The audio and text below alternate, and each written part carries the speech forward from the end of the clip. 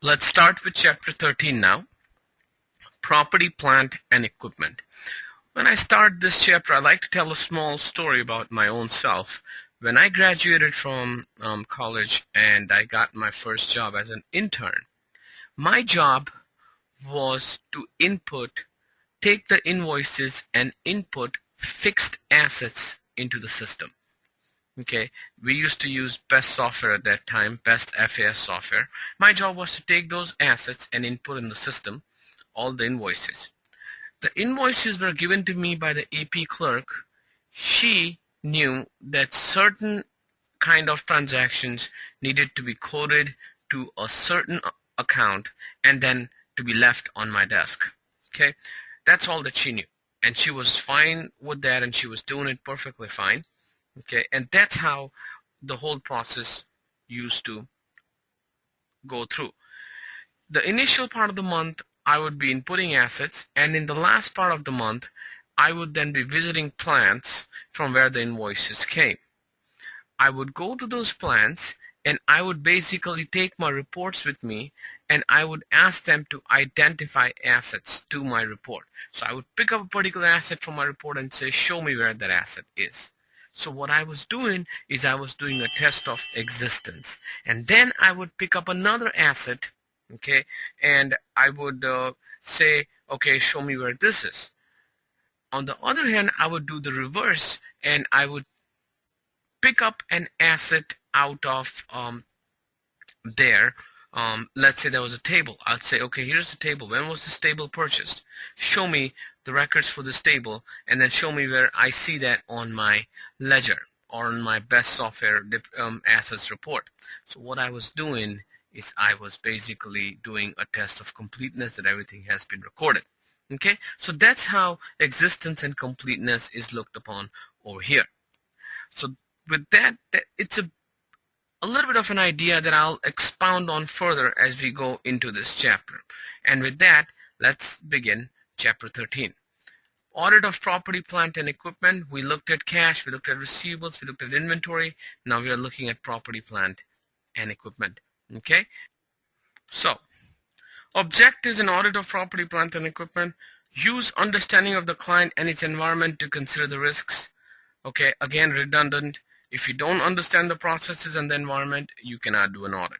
Keeps on coming again and again, but it's meant to re-emphasize that in any audit, any section, any plan, any audit, you just don't go through the motions. You really need to understand. You need to, get a handle over the situation before we even start the work.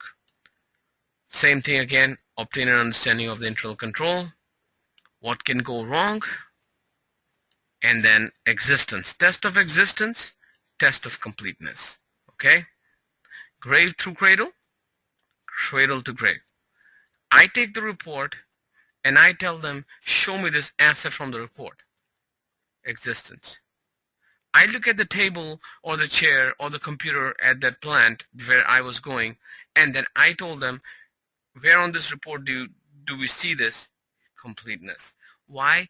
Because many times assets have been disposed, but they have not been recorded as retired is a risk.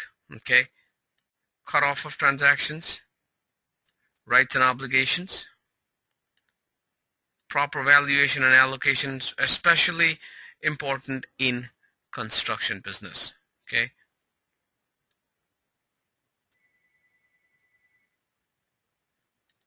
And maintenance expense. Now, let's talk about this. Proper depreciation methods have been used, okay, is very important. That's valuation, but that is also presentation and disclosure. Okay, and here are the assertions. Vouch additions during the year. Until last year, everything has been audited. So additions from last year do not need to be vouched because you're not giving your assurance from last year.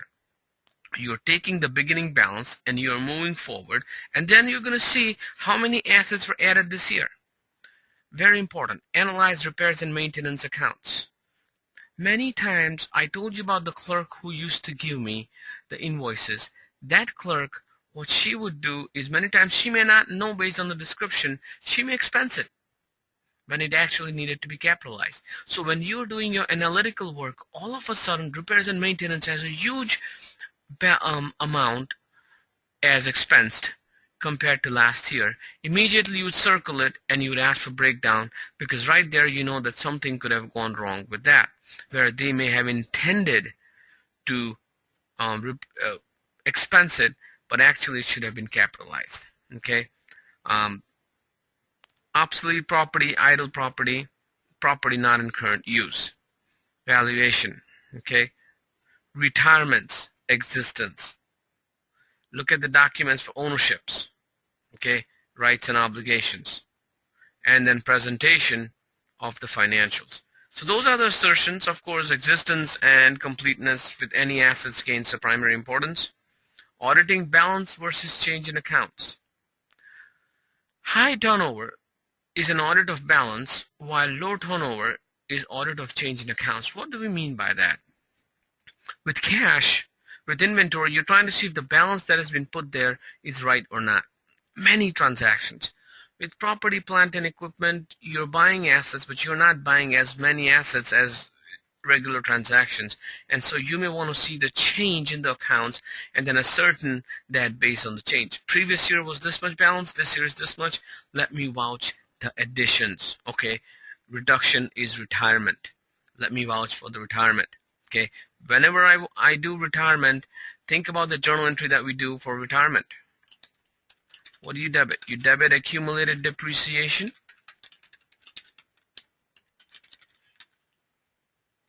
Debit cash if you got cash when you sold it. If not, then no. You will credit the equipment or property account. And then debit or credit, debit loss or credit gain based on the situation. Okay? But this is so, if you don't retire, this part does not happen. You don't retire, the equipment continues to stay on the balance sheet and can overstate the assets. So that's why it is important that you would have to do proper transactions. So here are the internal controls. Very important. Do we have a budget? Okay. Do we have a system of authorizations?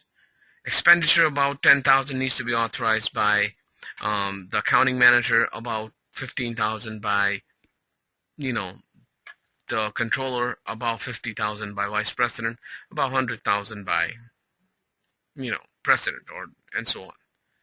So analysis of variances, statement of policy, distinguishing between capital and revenue expenditures.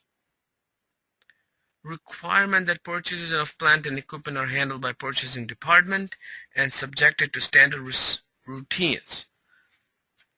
Proper purchasing is done. Okay. Now, when we look at policies, it's very important that anything more than $1,000 needs to be capitalized. Anything more than 500 needs to be capitalized, and so on. Proper inventory. When I was going to those plants, when I gave you my example, I was basically taking an inventory. Okay. Proper retirement procedures that we will look at as well. So look at the retirement approval voucher at the bottom of page 448 in your textbook.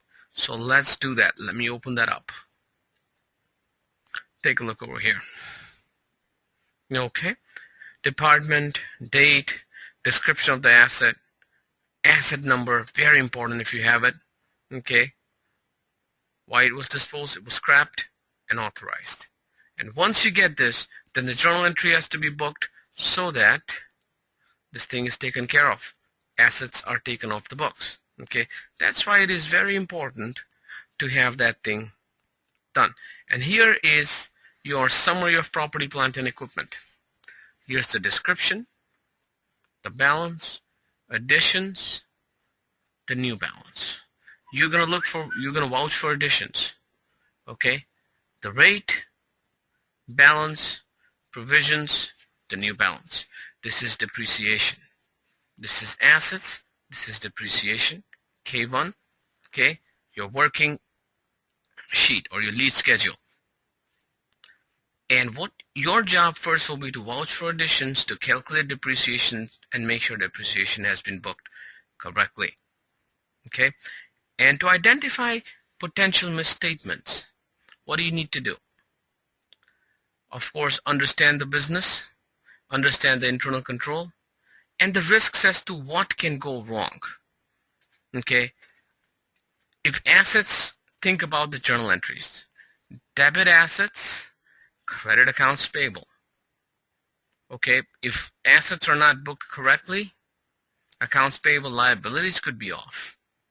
Okay, and depreciation is not calculated correctly, depreciation expense may be off, and it can give you an erroneous picture of the business. Okay, so let's take a quick look at this. Let's read this real quick, and then we're going to discuss. All right.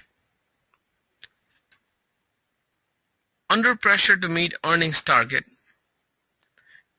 instead of expensing, you capitalize. WorldCom did that with a lot of things, okay, in 2001. That's fraud. Error. Purchase of equipment erroneously booked as repairs and maintenance. Error. Asset has been replaced, is discarded due to its lack of value without an accounting entry. No proper procedures in place. Error. Gain recorded, but it lacks commercial substance. Not intended for fraud, but situation is such where it can have major implications. Okay, so you need to perform your duty, your tasks, to make sure that numbers balance. Okay, and additions are vouched. Get a summary and analysis and reconcile to ledger. Reconcile these balances to the ledger. First thing. Okay. Vouch additions. Physically inspect, as I told you what I was doing. Analyze R&M. Investigate obsolete or idle assets. Calculate depreciation and come up with your independent assessment. Investigate impairments, retirements, rights and obligations. Look at contracts. Okay. Rental revenue. Let's talk about that. Land, buildings, and equipment owned by the client but leased to others. Problem. Okay. What's the problem here? Owned by the client but leased to others. Ascertain the revenue if it has been booked correctly. Okay. Look at these agreements and then ascertain if they have been booked in the right manner. Perform procedures. Evaluate presentation. So these, in summary, are the procedures you will do to vouch for additions and make sure that the assets have been input correctly. And then you have assets and then depreciation calculation. Look at the depreciation, develop your own estimate. Look at subsequent events. And once you have your own estimate, compare it on this sheet. Okay? Compare it with what they have put and then make your own analysis. There could be thousands of assets. You will pick your own sample. You will see the date they were put in. You will calculate the depreciation and you will see if the depreciation is correct. Okay? You are vouching additions and you're calculating depreciations. If I can touch, I can feel, it's tangible. If I cannot touch or feel but it still provides benefit in future, it's intangible. Licenses, trademarks. Okay. Definite life audit is similar to PP&E. Indefinite life must be tested for impairment. What do you mean by that? Remember the Time Warner AOL merger? What happened after that merger? They had to do goodwill impairment because after that merger, it looked like they are going to rule the industry until cable internet came out. I'm talking about 2002, 2003. They had to write off goodwill. Credit goodwill, debit goodwill impairment as an expense and take a major hit. Okay? You would need valuation specialists to do that. So you would need outside help. But that's what you would basically do for intangible assets. Again, a short chapter, but as I said, short insofar as the content is concerned, but as far as understanding, multiple choice questions need to be done. Okay? Thank you.